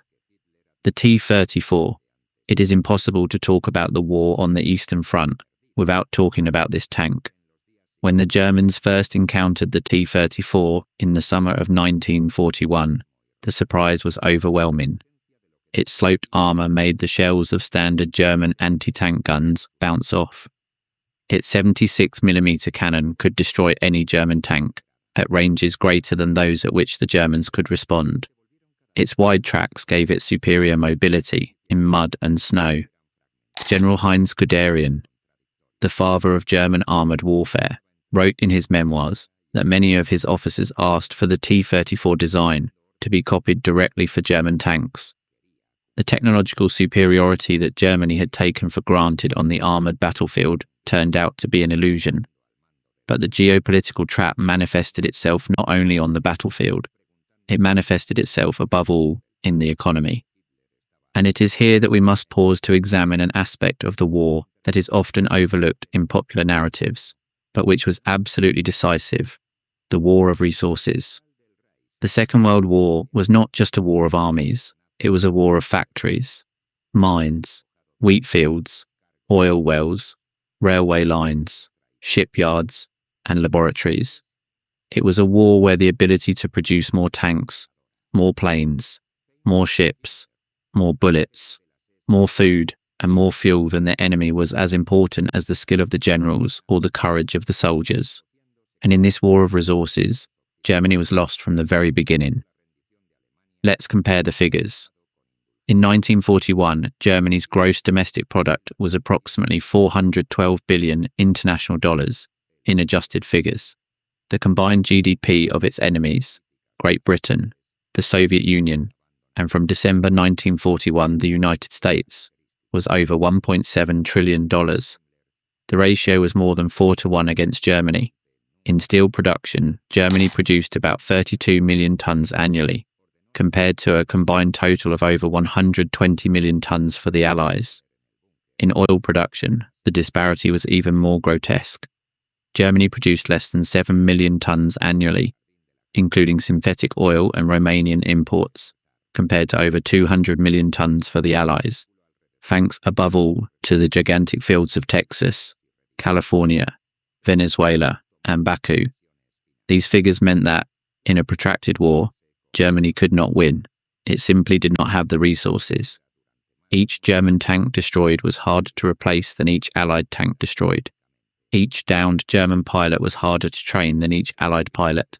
Each barrel of oil spent brought Germany one step closer to logistical paralysis. The only chance of German victory was a short war, a decisive blow that would bring the Soviet Union to its knees before the Allied industrial machinery reached its maximum capacity. And that window of opportunity closed in December 1941. What happened in December 1941? Two things that changed the war forever. The first occurred before the gates of Moscow. After months of advance, the German forces of Army Group Center reached the suburbs of the Soviet capital in late November 1941. German soldiers could see the domes of the Kremlin with binoculars. It seemed that the fall of Moscow was a matter of days, perhaps hours. But then the winter came. And it was not just any winter. It was one of the coldest winters of the 20th century, with temperatures dropping below minus 40 degrees Celsius.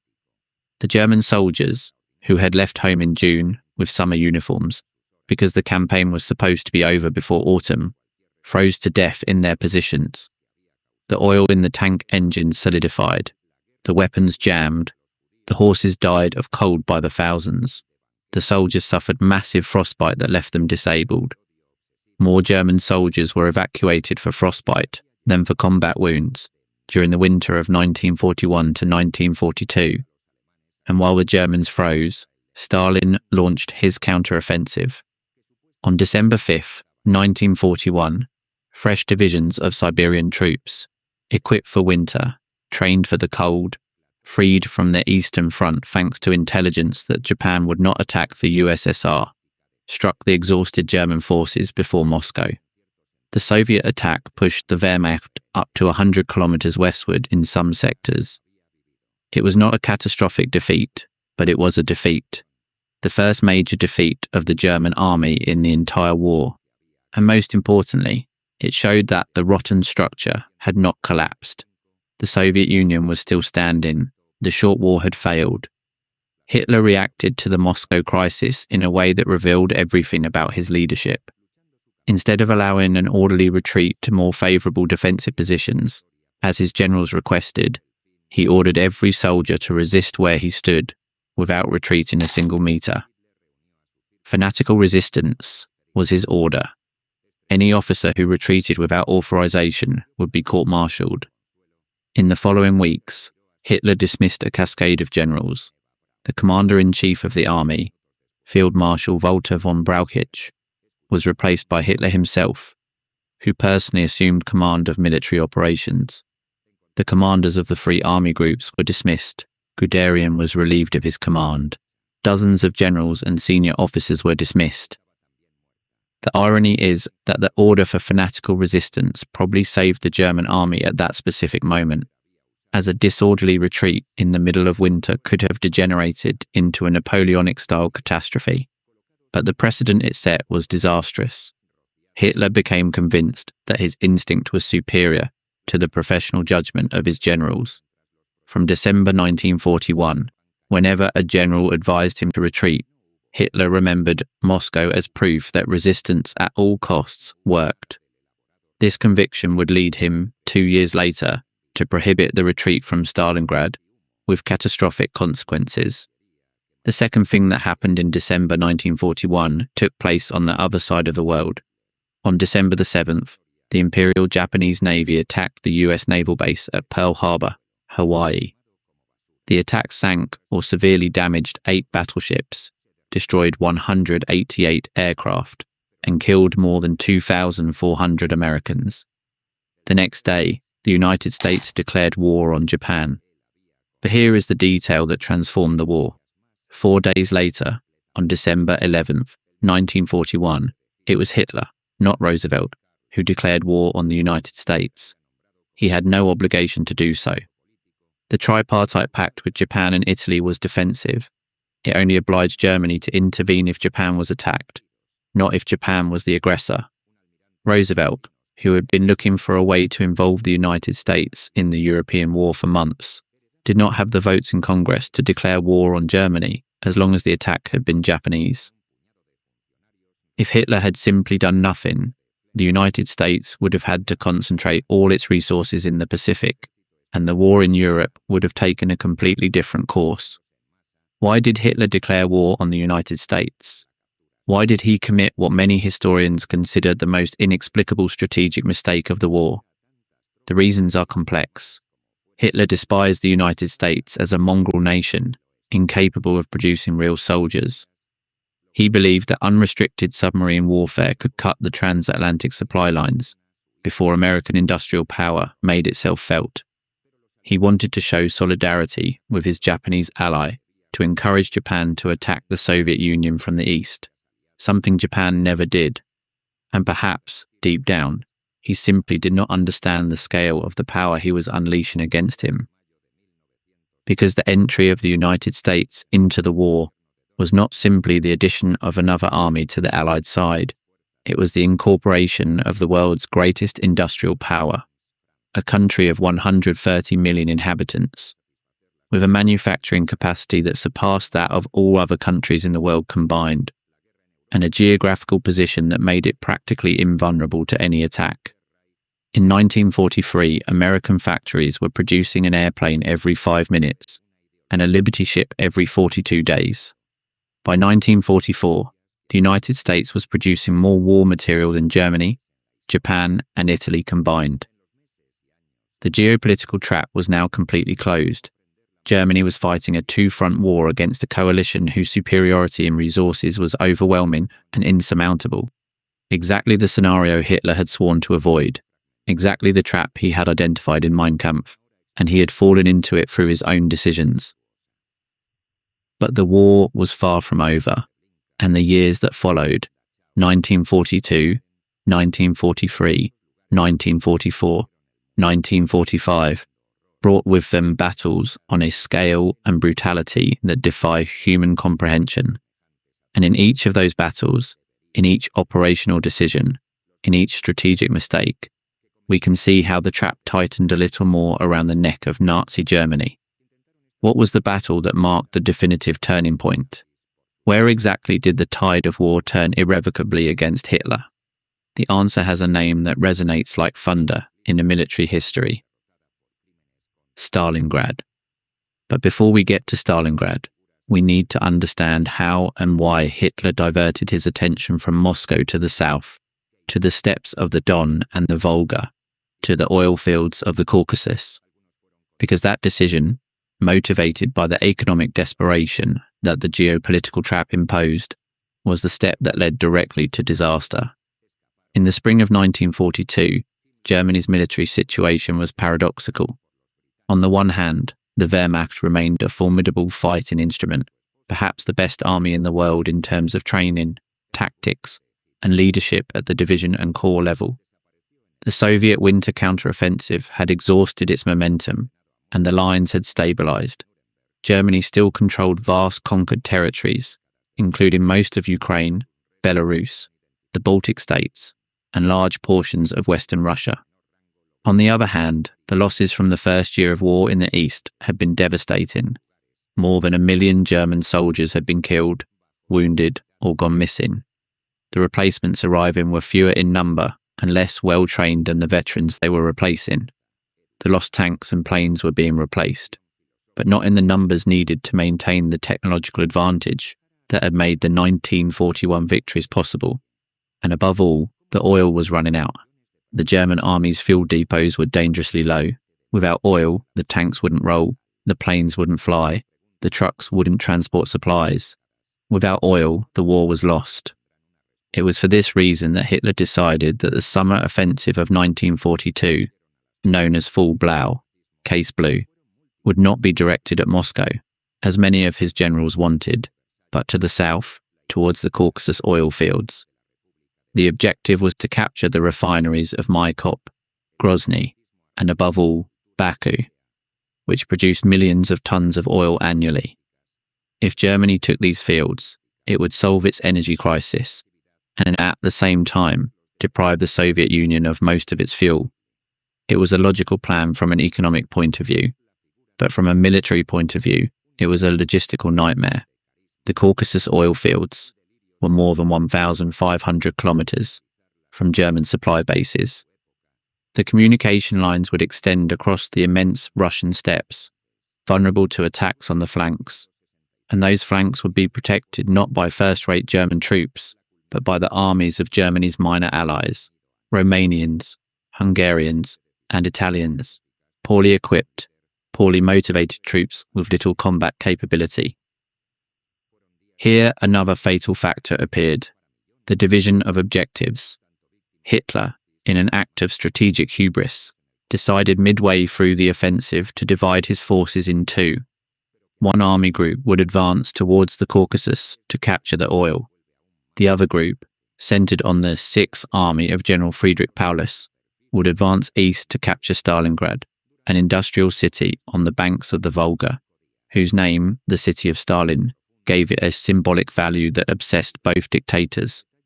The Battle of Stalingrad began in August 1942 and would last more than 5 months. It was, probably, the bloodiest battle in the history of mankind. The German 6th Army, reinforced by the 4th Panzer Army, reached the suburbs of Stalingrad in September and began to fight its way towards the city centre. What they found was a hell. The Soviets, under the command of General Vasily Chuikov, had decided to turn every building, every factory, every apartment block, every basement, and every sewer into a fortress. The battle fragmented into thousands of close-quarters combats, where German superiority in armoured manoeuvre and air support was useless. Soldiers fought room by room, floor by floor, stair by stair. The Germans called this type of combat Rattenkrieg, War of Rats. The Stalingrad tractor factory, the Barricadi metallurgical plant, and the Red October factory became battlefields, where soldiers died by the hundreds each day, without the front moving more than a few meters. Soviet snipers, like the legendary Vasily Zaitsev, terrorized the German troops. The life expectancy of a newly arrived Soviet soldier in Stalingrad was 24 hours, for an officer, even less. While Paulus bled to death in the ruins of Stalingrad, the Soviet High Command, under the direction of General Georgy Zhukov, was secretly preparing an operation that would change the course of the war. Operation Uranus. The plan was simple in concept, but colossal in scale. A double envelopment that would attack the weak Romanian flanks to the north and south of Stalingrad, break them, and close like a pincer behind the 6th Army, trapping it inside the city. On November 19th, 1942, the Soviet trap closed. More than 1 million Soviet soldiers, 13,500 cannons, 900 tanks, and 1,100 aircraft struck the Romanian flanks with devastating force. The Romanian lines crumbled in a matter of hours. In 4 days, the Soviet pincers closed at Kalaf, west of Stalingrad. More than 250,000 German and Allied soldiers were trapped in a pocket with no supplies, no reinforcements, and no hope. Paulus asked for permission to break out of the encirclement while it was still possible. His generals agreed. Even Manstein, sent to the area to organize a rescue, considered that the only viable option was for the Sixth Army to try to break out to the southwest, while the rescue forces advanced to meet them. But for that, Paulus needed Hitler's authorization to abandon Stalingrad. Hitler denied it. He ordered the Sixth Army to resist in Stalingrad at all costs. Göring had promised him that the Luftwaffe could supply the trapped army by air. The Sixth Army needed a minimum of 700 tons of supplies daily. The Luftwaffe, on its best days, managed to deliver 120, most days much less. The German soldiers began to die of hunger, cold, and disease. The horses were slaughtered for food. Then they ate the dogs, the cats, the rats. Then there was nothing left. Manstein's rescue attempt, Operation Winter Storm, was launched on December 12th and managed to advance to within 48 kilometers of the Sixth Army's lines. Manstein sent a message to Paulus, asking him to try to break the siege to the southwest to meet the rescue forces. Paulus, obeying Hitler's orders, refused to move. The escape window closed. Soviet forces counterattacked and pushed Manstein back. On January 31st, 1943, Friedrich Paulus, recently promoted to Field Marshal by Hitler in a cynical gesture. No German Field Marshal had ever surrendered, and Hitler hoped Paulus would commit suicide rather than surrender. Surrendered to the Soviets. On February 2nd, the last remnants of the Sixth Army laid down their arms. The figures for Stalingrad are staggering. The Sixth Army entered the battle with approximately 285,000 men. Of these, about 35,000 had been evacuated for wounds or illness during the siege. Of the 91,000 who surrendered, more than half were already sick or wounded. Only about 5,000 survived Soviet captivity and returned to Germany after the war, most in 1955, more than 10 years after the conflict's end. Soviet losses were even greater, more than 1 million dead, wounded, and missing. In total, the Battle of Stalingrad cost nearly 2 million casualties between both sides. Stalingrad was the psychological turning point of the war. For the first time, an entire German army had surrendered. For the first time, the invincibility of the Wehrmacht had been destroyed in an irrefutable manner. In Germany, 3 days of national mourning were declared. The radios broadcast the Adagio of Bruckner's Seventh Symphony. Civilian morale, hitherto sustained by Goebbels' propaganda, began to crack. In the rest of the world, Stalingrad was celebrated as proof that Nazism could be defeated. But the war continued, and the geopolitical trap kept tightening. How did Hitler respond to the catastrophe of Stalingrad? Did he recognize his mistake? Did he accept that the war could no longer be won and seek a negotiated way out? No. He did exactly the opposite. He sank deeper into his delusion, deeper into the trap.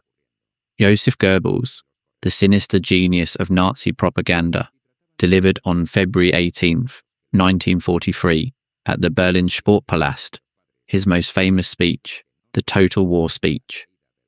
Before a carefully selected audience of party fanatics, Goebbels launched a series of increasingly frenetic rhetorical questions. Do you want total war? Do you want a war, if necessary, more total and radical than anything we can even imagine today? The crowd roared its approval. It was a macabre spectacle of collective hysteria, a people applauding their own destruction. Total war meant the complete mobilization of German society for the war effort. Women were incorporated into industrial work en masse. Factories began to operate 24 hours a day. Consumer goods disappeared from the shops. Children were recruited for anti-aircraft defences. The elderly were called into auxiliary service. Albert Speer, the architect turned armaments minister, carried out an impressive industrial restructuring that tripled arms production between 1942 and 1944. But it was not enough. It could never be enough, because the resource gap between Germany and the Allies was too great and grew every month. And while the war intensified in the East, the trap manifested itself on another front. the air over Germany. From 1942, and with increasing intensity in 1943 and 1944, British and American bombers subjected German cities to an unprecedented campaign of aerial destruction. The Royal Air Force bombed by night, using the technique of saturation bombing over urban areas, with the declared objective of destroying the morale of the civilian population. The United States Air Force bombed by day, targeting specific industrial objectives: ball-bearing factories, oil refineries, aircraft plants, railway hubs. The figures of destruction are difficult to grasp. On the night of July the 27th to 28th, 1943, a British raid on Hamburg created a firestorm that reached temperatures of 800 degrees Celsius and generated winds of over 240 kilometers per hour that sucked people, trees, and vehicles into the flames. More than 37,000 civilians died in a single night. Entire districts of the city were reduced to ashes.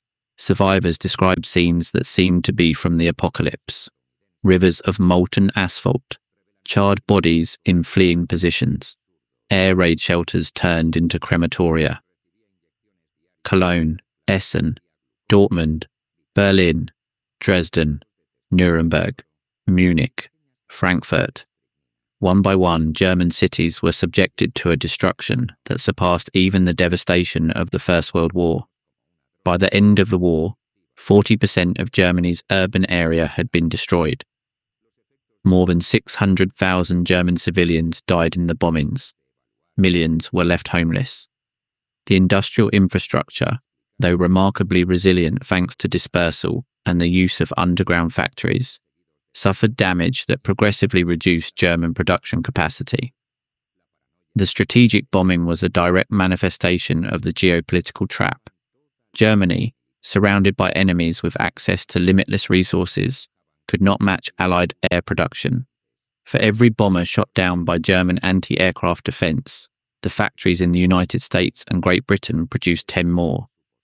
German pilots, increasingly young and inexperienced, were sent to fight against waves of bombers, protected by long-range fighters like the P-51 Mustang, which could escort them to the heart of Germany and back.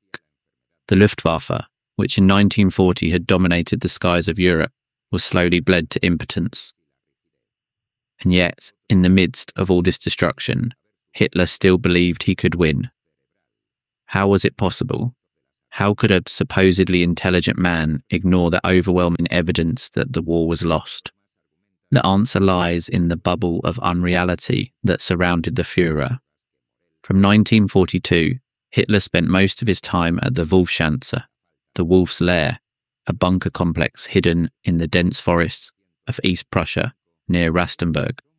It was a fortress of terror surrounded by minefields, barbed wire, SS guard posts, and multiple security rings. Hitler lived there in almost total isolation, surrounded only by his innermost circle: servile generals, party officials, secretaries, his personal physician, Dr. Theodor Morell, a charlatan who injected him with a daily cocktail of stimulants, sedatives, hormones, and substances of dubious origin, and his German shepherd dog, Blondie. In this claustrophobic environment, disconnected from the reality of the front, from the bombed cities, from the suffering of his own people, Hitler made military decisions based on increasingly outdated maps, increasingly distorted reports from subordinates who feared giving him bad news, and an increasingly delusional faith in his own genius and in the destiny of the Aryan race. The generals who dared to contradict him were dismissed. Those who brought him bad news were punished. Those who tried to present a realistic picture of the situation were accused of defeatism, of cowardice, of treason. Hitler progressively surrounded himself with flatterers and fanatics who told him what he wanted to hear. Data that contradicted his vision was ignored, distorted, or attributed to the incompetence of his subordinates. This disconnection from reality was, in itself, a product of the trap. The totalitarian system that Hitler had built, with its cult of the infallible leader, its repression of all dissent, and its demand for absolute loyalty, made it impossible for information to flow freely from the base to the top. The dictator, who desperately needed accurate information to make critical decisions, had created a system that guaranteed he would never receive it. And while Hitler sank into his bubble, the war in the East entered a new phase. The summer of 1943 brought the last major German offensive on the Eastern Front, Operation Citadel, the attack on the Kursk salient.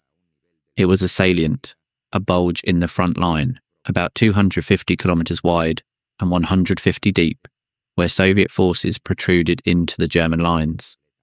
The plan was to attack the northern and southern flanks of the salient simultaneously, encircle the Soviet troops within the pocket, and destroy them, repeating the great encirclement battles of 1941. But the Soviets knew exactly what was coming. British intelligence, through the decryption of Enigma, informed Moscow of the German plans. Soviet spy networks in Germany confirmed the information, and the very logic of the map made it evident that Kursk was the most likely objective. The Soviets had months to prepare, and they used them to build the most elaborate defensive system in military history. 8 successive lines of trenches, minefields with a density of more than 2,500 mines per kilometre of front, staggered anti-tank positions in depth, and huge armoured reserves poised behind the lines to counter-attack at the opportune moment. The Battle of Kursk began on July 5, 1943, and lasted approximately 2 weeks. It was the largest tank battle in history, with more than 6,000 armoured vehicles clashing on the steppes of Ukraine and central Russia. The new heavy German tanks, the Tiger and the Panther, were individually superior to any Soviet tank, but they were few, mechanically unreliable, and extremely expensive to produce. The Soviets compensated with overwhelming numbers of T-34s and a defence in depth that forced the Germans to advance through a hell of anti-tank fire, minefields, and armoured counterattacks. After 10 days of fierce combat, the German offensive was halted without having achieved any of its objectives. Hitler partially cancelled it because the Allies had landed in Sicily on July 10th, and he needed to send forces to the Mediterranean. But the reality was that Citadel had failed. The last great German attack in the east had been defeated. From Kursk onward, the Wehrmacht would only retreat. And here we must pause to talk about the front that the Germans feared from the beginning, the Western Front. Because while the Wehrmacht was bleeding to death in Russia, the Western Allies were preparing the operation that would open the Second Front that would definitively seal the fate of the Third Reich. The Allied invasion of Sicily in July 1943, followed by the invasion of mainland Italy in September, opened a new front that forced Germany to divert forces from the east. Italy, Germany's most important ally along with Japan, collapsed. Mussolini was overthrown on July 25, 1943. Italy signed an armistice with the Allies on September 8th. Germany reacted by militarily occupying the northern half of Italy and establishing a defensive line, the Gustav Line, which halted the Allied advance for months. The Italian campaign was a brutal, slow, and costly war of attrition, which tied down more than 20 German divisions that were desperately needed on other fronts. But Italy was just the prelude. The real blow would come in France. June 6, 1944, D-Day. The largest and most complex operation in military history. That morning, an armada of more than 5,000 ships crossed the English Channel, carrying 156,000 Allied soldiers to 5 Normandy beaches: Utah, Omaha, Gold, Juno, and Sword. More than 13,000 paratroopers had landed during the night behind German lines to capture bridges and crossroads. More than 11,000 Allied aircraft provided air cover. It was the largest amphibious operation ever undertaken, and its success was by no means guaranteed. The German defences in Normandy, part of the so-called Atlantic Wall designed under the supervision of Field Marshal Erwin Rommel, were formidable. Concrete bunkers, machine gun nests, minefields, anti-landing obstacles on the beaches, and heavy caliber cannons. On Omaha Beach, the beach assigned to the US forces of the Fifth Corps, the defenses were particularly strong and the resistance was fierce. The first soldiers to disembark were massacred. Bodies piled up on the shore. The water was stained red. For hours, the landing at Omaha was on the brink of failure. But the Allies had something the Germans did not: absolute air superiority, absolute naval superiority, and a logistical capacity that allowed them to supply and reinforce their beachhead at a rate the Germans could not match. And they had another decisive factor: the confusion and paralysis of the German command. Hitler, convinced that Normandy was a diversion and that the real landing would come at Calais, refused to release the panzer reserves to counterattack the beachhead in the first critical hours. By the time he finally authorized the counterattack, it was too late. The Allies had consolidated their position. In the following weeks, despite fierce German resistance in the Normandy bocage, the beachhead expanded into an impregnable position. In late July, Operation Cobra broke the German lines, and the US armoured forces of General George Patton launched into the interior of France at a speed reminiscent of the German Blitzkrieg of 1940, but in the opposite direction. Paris was liberated on August 25, 1944, Brussels on September 3rd, Antwerp on September 4th. The Allied armies were advancing so fast that they outran their own supply lines. For a moment, it seemed the war might end before Christmas, but it did not end. The Siegfried Line, the old German fortifications on the western border, slowed the Allied advance. Logistical problems, especially the shortage of fuel, slowed Patton down. Operation Market Garden, the ambitious plan of Marshal Montgomery to capture a series of bridges in the Netherlands to outflank the German defences, failed at Arnhem in September 1944, and Hitler, in a last, desperate act of defiance, launched a surprise counter-offensive in the Ardennes in December 1944. The Battle of the Ardennes, known to the Americans as the Battle of the Bulge, was the last major offensive of the Wehrmacht in the West. Hitler gathered his last armoured reserves, the last fresh divisions, the last litres of fuel, and launched them against a weakly defended sector of the American front in Belgium and Luxembourg, exactly the same region the panzers had crossed in 1940. The objective was to split the Allied forces in two, capture the port of Antwerp, and force a negotiated peace. It was a delusional plan, disconnected from reality, born of denial and desperation. The German generals knew it.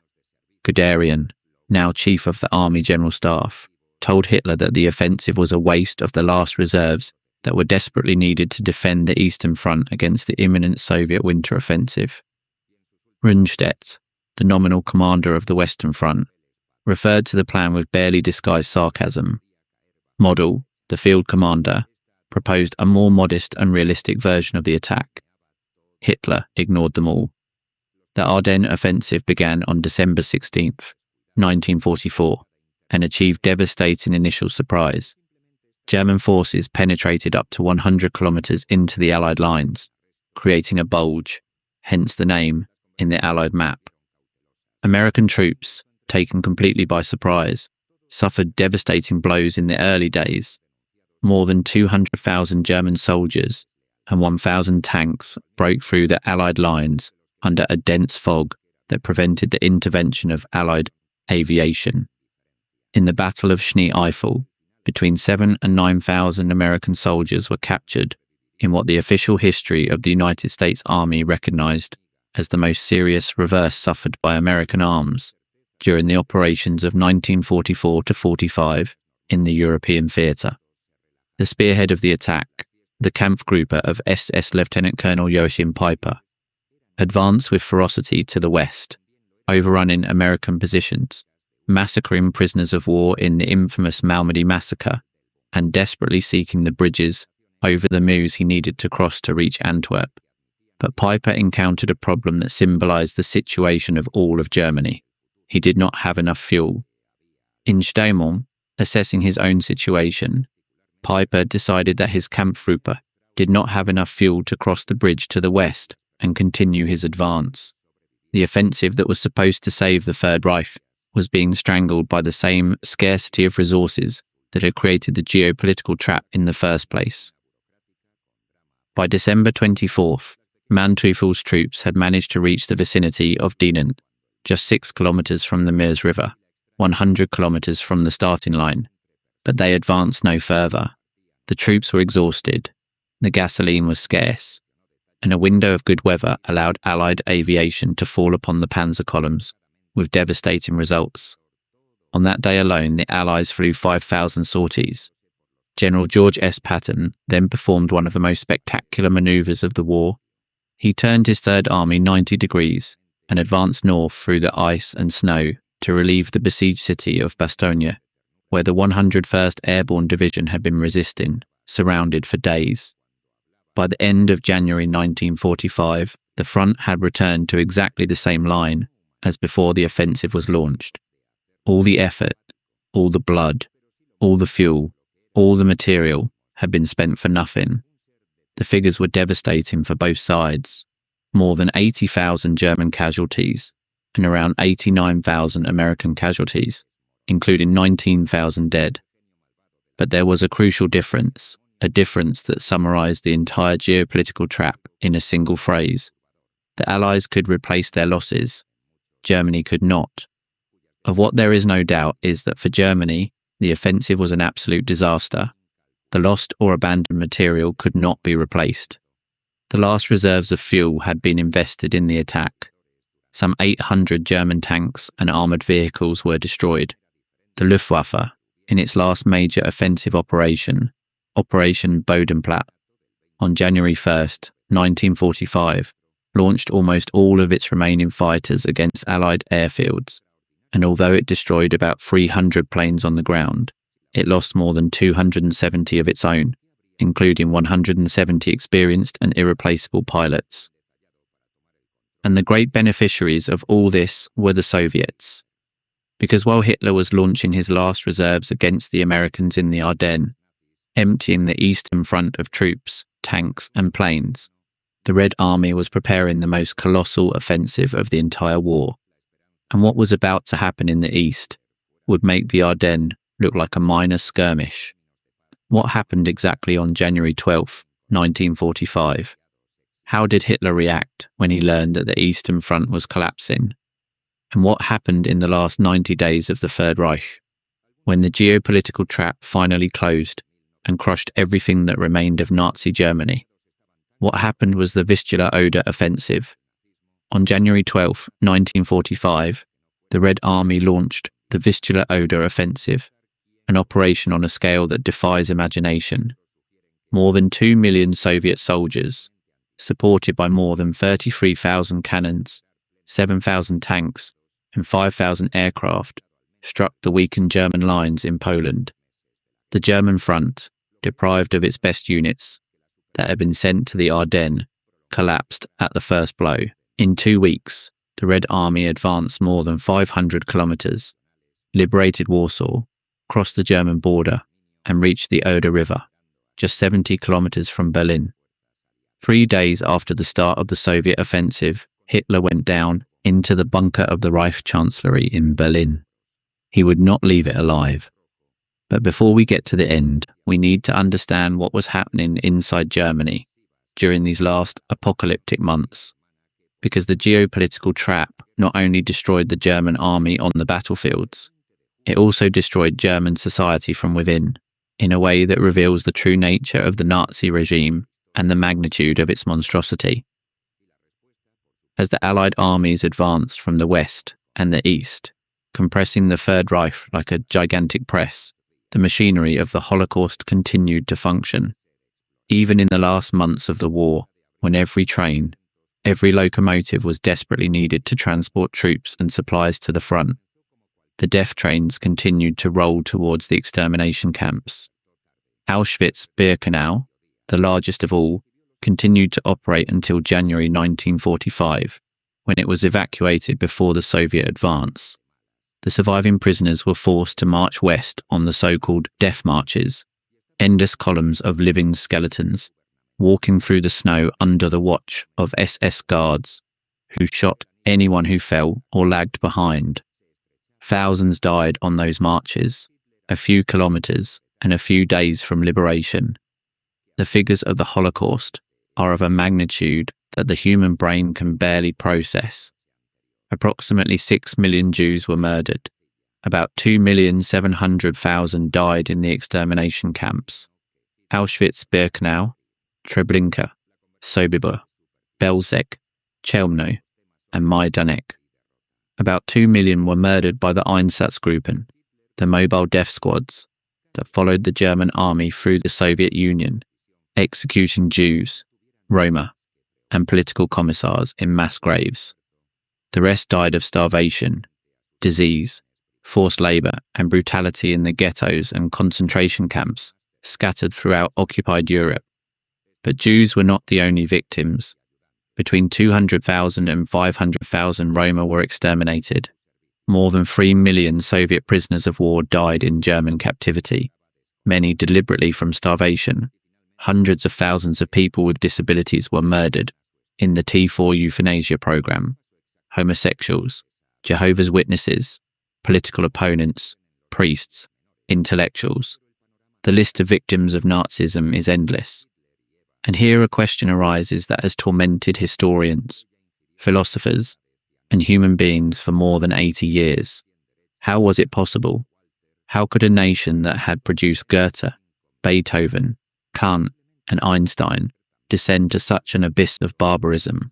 How could millions of ordinary people, fathers, teachers, doctors, officials, participate in a crime of this magnitude, or at least look the other way while it was being committed? The answer, of course, is not simple, but part of it lies in the geopolitical trap itself. Because the Nazi regime did not just trap its enemies, it also trapped its own people. The combination of omnipresent propaganda, police terror, indoctrination from childhood, destruction of all organized opposition, and the psychological dynamics of a society in total war created a system from which it was almost impossible to escape. The Germans who opposed Nazism were murdered, imprisoned, or forced into silence. Those who supported it were trapped in a spiral of growing complicity, and those who simply tried to survive found themselves in a world where normality had become monstrous and monstrosity had become normalized. There was resistance. There were Germans who risked and lost their lives fighting against Nazism. The siblings Hans and Sophie Scholl, students at the University of Munich, distributed pamphlets of the White Rose, calling for passive resistance until they were arrested and guillotined in February 1943. The Protestant pastor Dietrich Bonhoeffer participated in the conspiracy against Hitler and was hanged in the Flossenburg concentration camp in April 1945, just weeks before the end of the war. And on July 20th, 1944, Colonel Klaus von Stauffenberg placed a bomb in the Wolf's Lair that came close to killing Hitler. The bomb exploded, but Hitler survived with minor injuries. The repression that followed was savage. More than 4,900 people were executed in connection with the plot, many of them hanged with piano wire and filmed dying by express order of Hitler, who enjoyed watching the films. The failure of the July 20th plot sealed the fate of Germany. If Hitler had died, it is possible that the conspirators would have formed a new government and negotiated a surrender that would have saved millions of lives. But Hitler survived, and his survival convinced him more than ever that Providence protected him, that his mission was not yet over, that Germany could still win the war if it resisted with sufficient fanaticism. It was pure delirium, but it was delirium with absolute power, and that delirium condemned Germany to another 10 months of unnecessary destruction. The last months of the Third Reich were a descent into hell. From the east, the Red Army advanced with unstoppable force and a thirst for revenge fueled by 4 years of Nazi atrocities on Soviet soil. The German civilian population of East Prussia, Pomerania, Silesia, and Brandenburg fled en masse to the west in one of the largest forced migrations in history. Millions of refugees crowded the icy roads, dragging their belongings in horse-drawn carts, pursued by Soviet tanks. Those who could not flee suffered terrible reprisals, mass rapes, murders, looting. The Soviet revenge was brutal and indiscriminate, though understandable in the context of what the Germans had done in the Soviet Union. From the west, the American, British, Canadian, and French armies crossed the Rhine in March 1945 and advanced into the German interior, encountering increasingly disorganized, but occasionally fierce resistance. The Allied soldiers who liberated the concentration camps, Bergen-Belsen, Buchenwald, Dachau, Mauthausen, were marked for life by what they found: mountains of corpses, prisoners reduced to living skeletons, evidence of crimes that surpassed any imagination. And at the center of it all, in his bunker under the Chancellery in Berlin, 20 meters underground, surrounded by concrete and desperation, Adolf Hitler continued to give orders to armies that no longer existed, moving phantom divisions on maps that no longer corresponded to any reality, alternating between paranoid fits of rage against his generals and moments of delirious fantasy about counter-offensives that would never come. The Führer's bunker, the Führer bunker, was a claustrophobic space of small rooms, narrow corridors, air vitiated by diesel generators, and a silence interrupted only by the distant rumble of the approaching Soviet artillery. Hitler, at 56, looked like an old man. His left hand trembled uncontrollably, probably due to Parkinson's disease. His back was stooped. His skin was greyish. His eyes, which had once hypnotized crowds, were sunken and dull.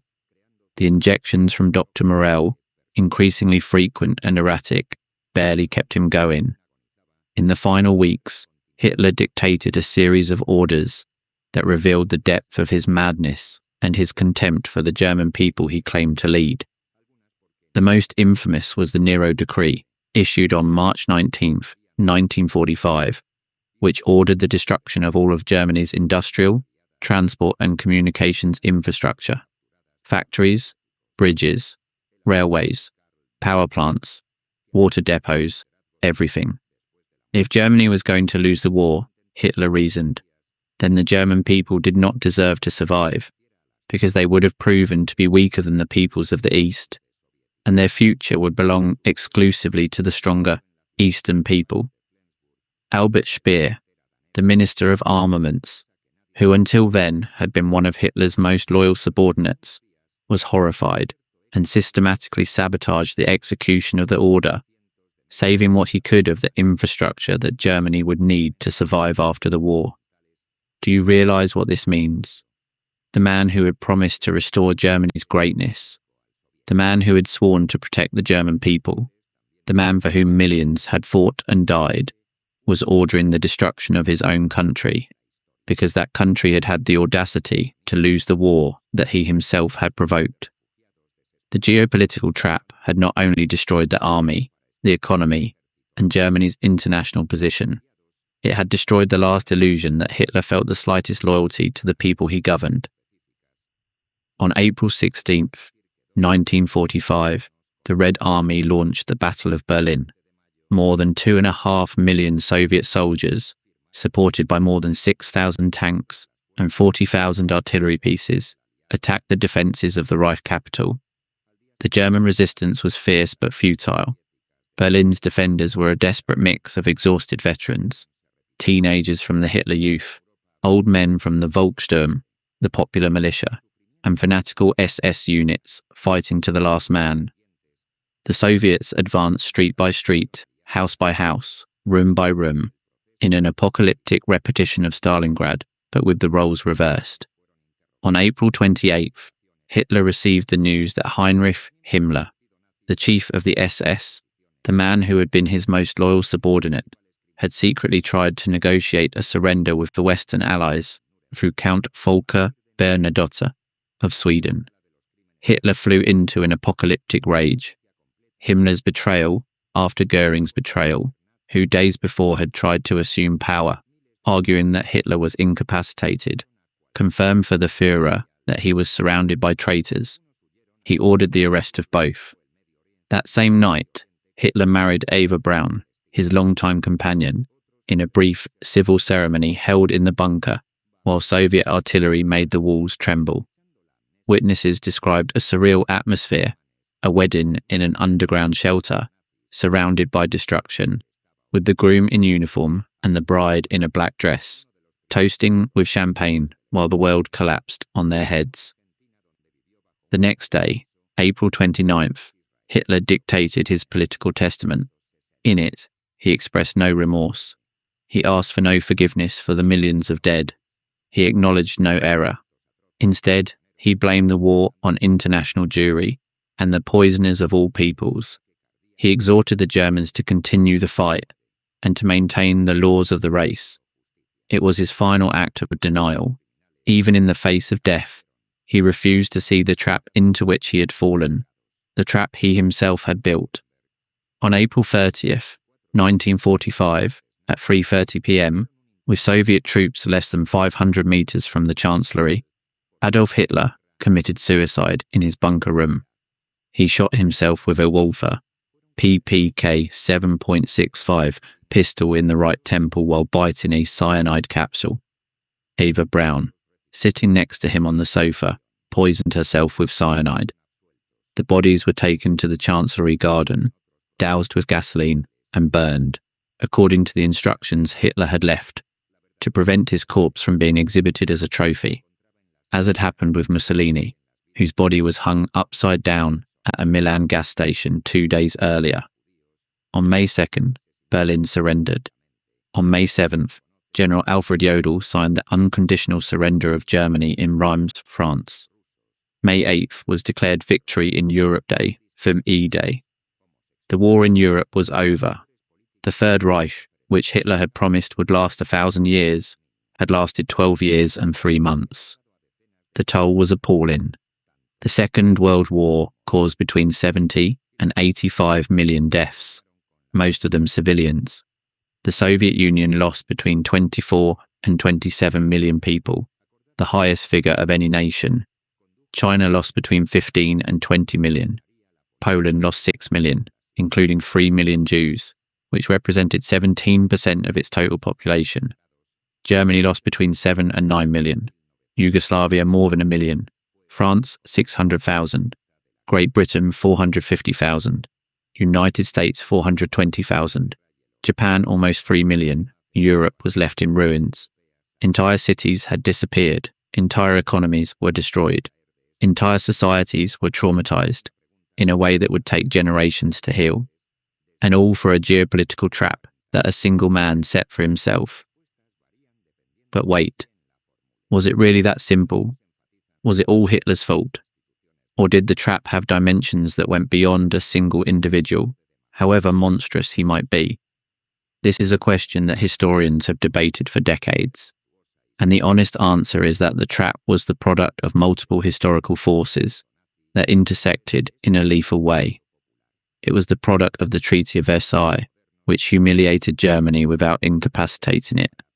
It was the product of the Great Depression, which destroyed Weimar democracy and opened the doors to extremism. It was the product of the appeasement of the Western democracies, which allowed Hitler to grow into an uncontrollable threat. It was the product of Nazi ideology, which imposed impossible strategic objectives. It was the product of German geography, which made a two-front war inevitable. It was the product of the Nazi war economy, which depended on conquest to survive.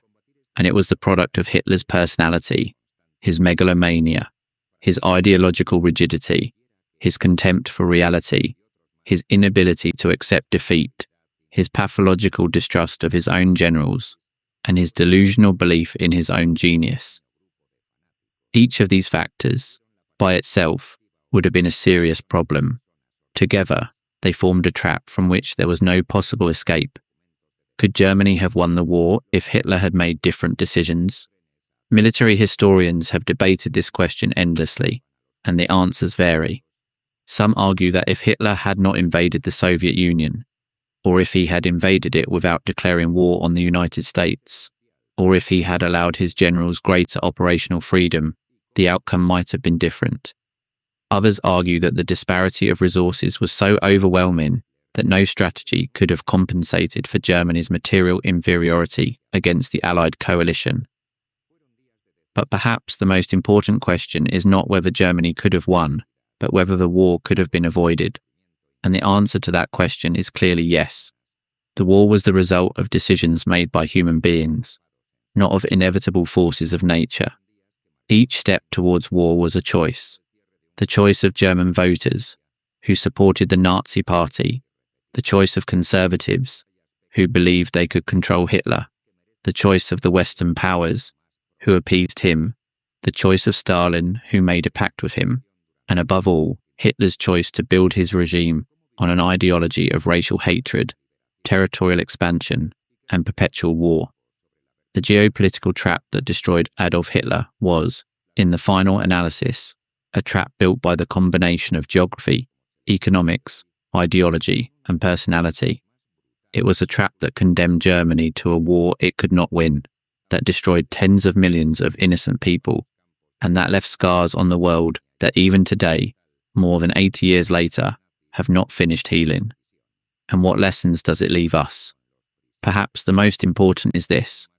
When a leader builds his power on hatred, when he bases his policy on the denial of reality, when he ignores the limits that geography, economics, and diplomacy impose, when he surrounds himself with sycophants and silences those who tell him the truth, when he believes that will and ideology can overcome the laws of physics and strategy, catastrophe is not a possibility, it is a certainty. Hitler believed he could defy geopolitics with the force of will. Geopolitics crushed him. And the most terrifying thing of all is that the trap was visible from the beginning. Anyone who had read Mein Kampf with attention could see the fatal contradictions in Hitler's strategy. His own generals warned him time and again that the path he was following led to disaster. The economists told him the numbers didn't add up. The diplomats told him the coalition he was creating against himself was insurmountable. But no one could stop him, because the totalitarian system he had built made it impossible for the truth to reach power. That is the final lesson of the geopolitical trap that destroyed Adolf Hitler. Dictators do not only destroy their enemies, they destroy themselves, because the absolute concentration of power in a single individual, far from being a strength, is the greatest of weaknesses. A system where no one can say no, where no one can point out errors, where no one can question the leader's decisions, is a system that marches inevitably towards the abyss. Hitler marched towards the abyss, and he dragged the entire world with him. Now, before we finish, there is an aspect of this story that is almost never told, an aspect that reveals a hidden dimension of the geopolitical trap, a dimension that has to do not only with armies and battles, but with spies, secret codes, an invisible war that was fought in the shadows and was as decisive as any tank battle. Did you know that the Allies could read Hitler's secret communications? Did you know that a machine, a mathematical invention, deciphered the coded messages of the Wehrmacht in practically real time? And did you know that this intelligence advantage, kept in the most absolute secrecy for decades after the war, was perhaps the most important single factor in Germany's defeat? It was called Ultra, and its story is so fascinating that it deserves to be told in detail. The Germans blindly trusted their Enigma encryption machine, an electromechanical device that generated codes of astronomical complexity. With its rotors, its plug boards, and its billions of possible combinations, Enigma was considered by the Germans to be absolutely invulnerable. Each branch of the army, the navy, the air force, and the SS had its own variants of Enigma, and the codes changed every 24 hours. German cryptographers calculated that deciphering a single Enigma message by brute force would take longer than the age of the universe. They were wrong. Before the war, Polish cryptographers, led by the brilliant mathematician Marian Rejewski, had managed to decipher early versions of Enigma using group theory and algebraic methods. When the invasion of Poland made it impossible to continue their work, the Poles shared their discoveries with the French and the British. The project was moved to Bletchley Park, a Victorian mansion in the English countryside that became the neuralgic centre of Allied intelligence. There, an extraordinary team of mathematicians, linguists, chess players, crossword puzzle enthusiasts, and eccentrics of all kinds, led by the genius Alan Turing, developed the machines and methods that allowed for the systematic decryption of Enigma messages. Turing designed the bomb, an electromechanical machine that tested thousands of rotor combinations until it found the correct setting for the day. Later, the engineer Tommy Flowers built Colossus, one of the world's first electronic computers, to decipher messages encrypted with the Lorenz machine, an even more complex version of Enigma used for high-level communications of the German High Command. The intelligence obtained from these decryptions, collectively known as Ultra, was perhaps the best-kept secret of the war. Churchill called it, "my hen that laid the golden eggs." Ultra provided the Allies with unprecedented knowledge of the enemy's plans, forces, intentions, and weaknesses. From the battles of the Atlantic to the Normandy landings, from North Africa to the Eastern Front, through intelligence shared with the USSR, although the British never revealed the source, Ultra gave the Allies a strategic advantage that is difficult to exaggerate. And Hitler never knew. Until the end of the war, the Germans were convinced that Enigma was inviolable. Every time a German plan was anticipated by the Allies, the Germans looked for alternative explanations. Traitors, spies, coincidences. It never occurred to them that their most secret communications were being routinely read by the enemy. Ultra was the invisible dimension of the geopolitical trap. It did not create the trap, but it made it much more lethal. Germany was fighting not only against more numerous and better supplied enemies, but against enemies who knew what it was going to do before it did it. It was like playing chess against an opponent who can see your side of the board. Would anything have changed if the Germans had known that Enigma was compromised? It's possible. They would have developed new encryption systems, changed their operational procedures, become more suspicious of their electronic communications. But it is equally possible that it would not have changed anything fundamental, because the geopolitical trap, the two-front war against enemies with overwhelmingly superior resources, would have continued to exist with or without Ultra. And this is, perhaps, the most revealing point of the whole story. The trap that destroyed Hitler was not a single mistake, nor a single decision, nor a single factor. It was the convergence of dozens of factors, large and small, military and economic, diplomatic and ideological, technological and human, that combined to make inevitable what seemed impossible: the total destruction of the most powerful regime in Europe in the space of just 6 years. The geopolitical trap that destroyed Adolf Hitler was, in the final analysis, the trap of hubris, the arrogance of believing that human will can overcome the laws of reality. Hitler believed that race, ideology, and fanaticism could compensate for inferiority in resources, geographical disadvantage, and the multiplication of enemies. He believed he could simultaneously challenge the greatest powers in the world and emerge victorious. He believed that history would obey his will. History did not obey. And the price of that arrogance was paid not only by Hitler, who ended his days as a human wreck in an underground bunker, but by tens of millions of innocent human beings who never asked to participate in his megalomaniacal delirium. Soldiers who died in frozen trenches, civilians who burned under the bombs, prisoners who were gassed in extermination chambers, children who never grew up, families that were destroyed forever, cities that were erased from the map, cultures that were exterminated, all because one man believed he could escape the trap he himself had built. He could not. No one can. That is the lesson of the geopolitical trap that destroyed Adolf Hitler. A lesson the world paid for with blood and should never forget. That was all. If this story taught you something, if it made you reflect, if you believe that more people should know it, share it. Hit like. Subscribe.